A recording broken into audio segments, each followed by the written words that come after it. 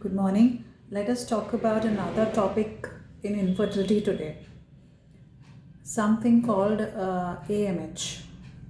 Now, AMH is anti Mullerian hormone, and low MH is something that affects a lot of patients in infertility. इस चीज़ से जो लोग परेशान होते हैं उनको हो सकता है अपनी इस प्रॉब्लम की नॉलेज हो सकता है उनसे accidentally discover हो जब maybe when they're not being able to conceive and they approach a gynecologist or an infertility specialist. So when the battery of tests is done, and that is when it is discovered that they have a low MH. So what is low MH? As I told you, it means anti-Mullerian hormone, a certain hormone which tells us about the fertility potential of a woman.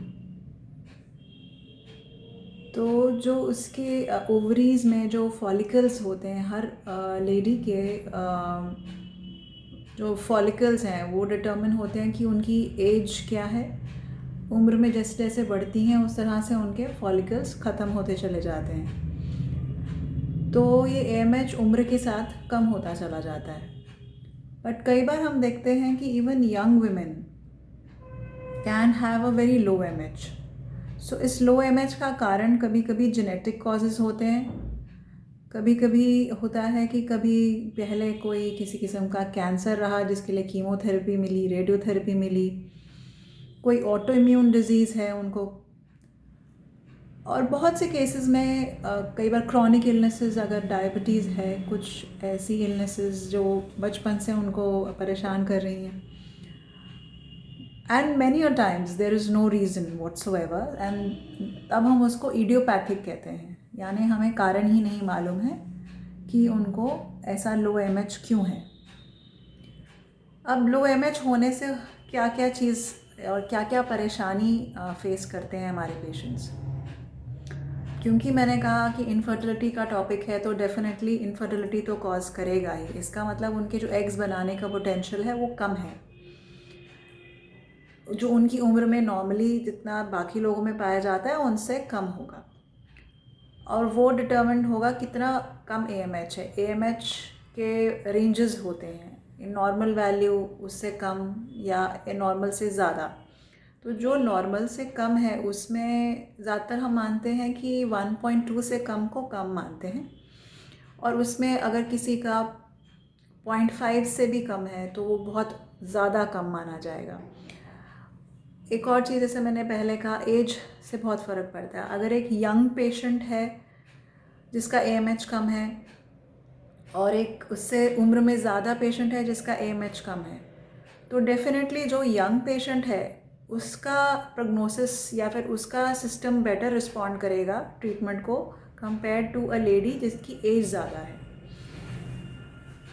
तो AMH बढ़ाने के क्या तरीके हो सकते हैं, अगर आप ये मुझसे पूछें तो मैं कहूँगी ऐसा कुछ भी साइंटिफिकली प्रूवन कुछ नहीं है.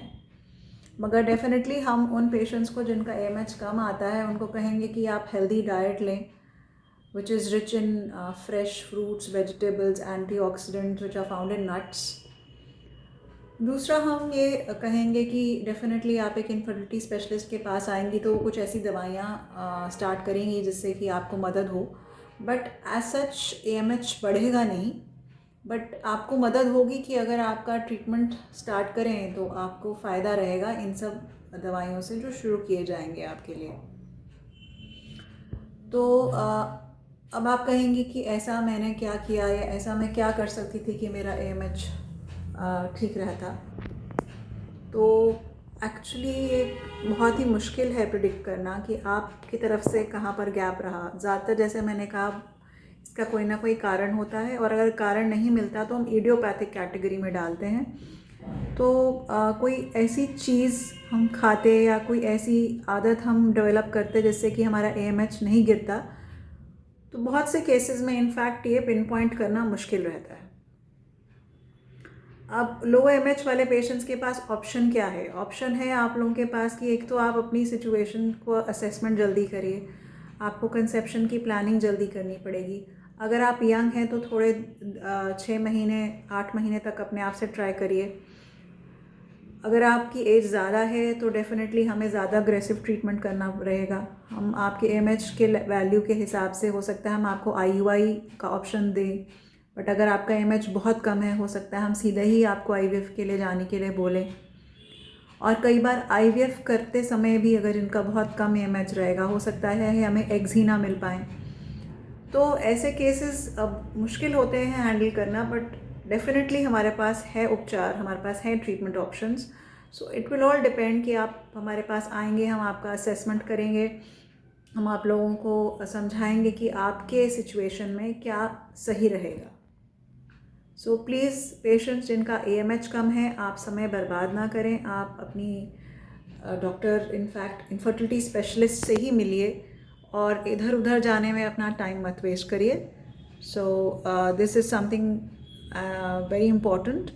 आप यंग हैं या आपकी मैरिज लेट हुई है और AMH कम है, either cases you cannot really postpone seeking advice from an infertility specialist and taking the proper treatment. Thank you.